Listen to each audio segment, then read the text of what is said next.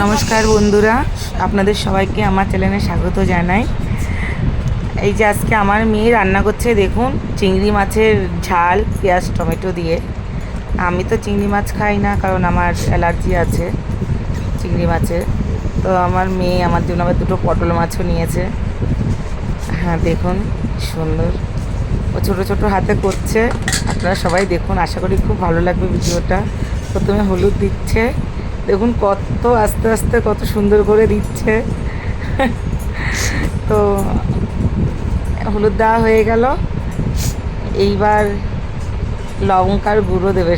হ্যাঁ, লঙ্কার গুঁড়ো দেবে। আপনাদের যদি ভালো লাগে ভিডিওটা, তাহলে আপনারা শেয়ার করে দেবেন, কমেন্ট করবেন, একটা লাইক করবেন।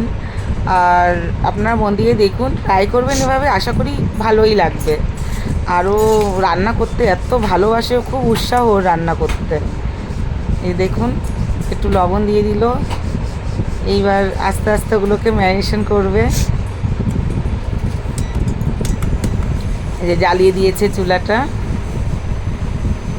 দেখুন কি সুন্দর ম্যারিনেশন করছে।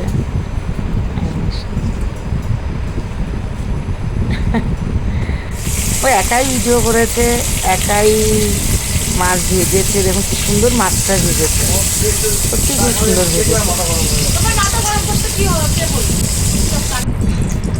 এবার চিংড়ি মাছগুলো ভাজবে। কি সুন্দর ছোটো ছোটো হাতে সব পেঁয়াজ টমেটো দেখবেন কেটেছে খুব সুন্দর করে, আপনাদের দেখলেই পছন্দ হবে। সব ভাজা হয়ে গেল, এইবার দেবে পেঁয়াজগুলো দেখুন কি সুন্দর কেটেছে। আমি প্রথমেই বললাম বন্ধুরা, সুন্দর কেটেছে। দেখুন পেঁয়াজ কেটেছে সুন্দর করে ছোটো করে।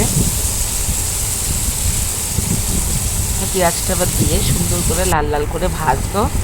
এর মধ্যে টমেটো কুচিটা দিয়ে দেবে, দিয়ে এর মধ্যে এবার একটু লঙ্কার গুঁড়ো, হলুদ গুঁড়ো আর লবণ পরিমাণ মতো, স্বাদ মতো, আর কিছু না। মশলাটা দেখুন জলটা ভালো করে কষিয়ে জলটা ফুটে গেল। এর মধ্যে এই পটল মাছটা দিয়ে দিল, তার মধ্যে চিংড়ি মাছগুলো দিয়ে দেবে। এই দেখুন খুব সুন্দর হয়েছে রান্নাটা বন্ধুরা, খুব সুন্দর হয়েছে। একটু লাল লাল হয়েছে, মানে ও করেছে ছোটো ছোটো হাতে, দেখুন খুব সুন্দর হয়েছে। যাই হোক বন্ধুরা, লাস্টে ধনেপাতা দিয়ে দেবে। আপনাদের সবাই ভালো লাগলে একটা লাইক শেয়ার কমেন্ট করে দেবেন। ধন্যবাদ, সবাই ভালো থাকবেন আর ভিডিওটা ফলো করবেন আর অনেক ভালোবাসা দেবেন। নতুন সব চালু করেছি।